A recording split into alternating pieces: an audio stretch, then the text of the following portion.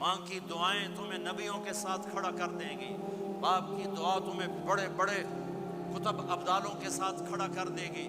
والدین کو خوش کرنا، جو صبح صبح والدین کی صرف ایسے جا کے دیکھ لے، نہ سلام کرے نہ حال پوچھے، بس یوں دیکھ لے محبت سے، صبح سے شام تک جنت میں 2 دروازے اس کے لیے کھل جاتے ہیں۔ صبح سے شام تک جنت میں 2 دروازے کھل جاتے ہیں۔ اگر آپ کے ماں باپ یہاں ساتھ ہیں تو اپنی جنت بنا لیں، ان کے مرنے سے پہلے پہلے اپنی جنت بنا لیں، ان کی دعا لے لیں۔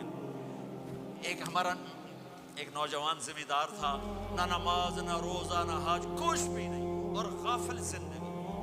اب تو ماشاءاللہ بہت بدل گیا ہے۔ کہتا مولانا میری کبھی کوئی دعا رد نہیں ہوئی، حالانکہ سارے عیب تھے، سارے گناہ تھے، دعائیں ساری قبول تھی۔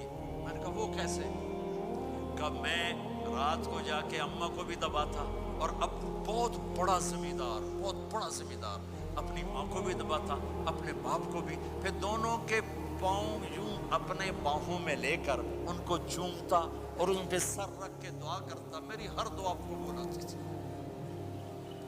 تو اپنے ماں باپ کے قدموں تلے اپنی دعائیں تلاش کرو، خاص طور پر اپنی ماں کے قدموں تلے جنت تلاش کرو۔ میرے نبی نے کہا ماں کے قدموں تلے جنت ہے۔ میرے نبی نے حضرت عمر سے کہا تیرے زمانے میں ایک شخص آئے گا، اویس،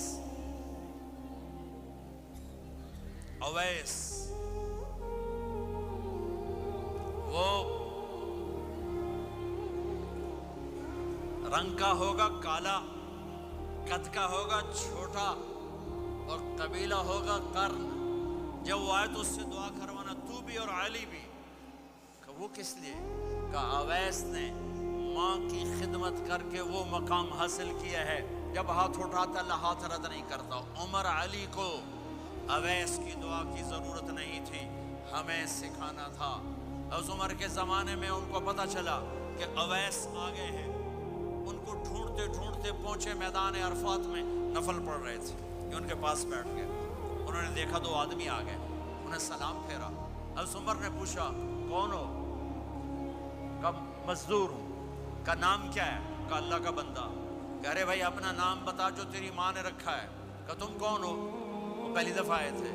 تو حضرت علی نے کہا یہ امیر المومنین عمر ہے، میں علی ہوں۔ پھر ویسے ہی کہا جی میں معافی چاہتا ہوں، میں آپ کو پہچانتا نہیں تھا۔ حضرت عمر نے کہا ہمارے لیے دعا کر۔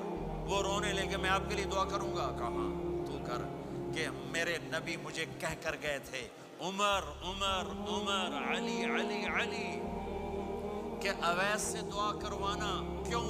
کہ ماں کی خدمت کر کے وہ مقام پایا ہے، جب ہاتھ اٹھاتے ہیں ہاتھ واپس خالی نہیں آتے۔ پھر ایک اور حدیث سنو، میرے نبی نے فرمایا جب لوگ جنت کو چلیں گے اور اویس بھی چلیں گے تو اللہ تعالیٰ فرمائیں گے باقی چلے جاؤ، اویس رک جائے۔ تو اویس کرنی کہیں گے یا اللہ مجھے کیوں روکا؟ تو اللہ کہیں گے پیچھے دیکھو، وہ پیچھے دیکھیں گے، جہنم میں لوگ کھڑے ہوں گے، اللہ فرمائیں گے تیری ماں کی خدمت، جہاد نہیں، نماز نہیں، روزہ نہیں، حج نہیں، زکوٰۃ نہیں، علم نہیں، ذکر نہیں، تبلیغ نہیں، تیری ماں کی خدمت۔ آج اس کا صلہ دیتا ہوں۔ یہ دوزخ والے کھڑے ہیں، جدھر جدھر تو اشارہ کرے گا تیری طفیل سب کو جنت میں ڈال دو۔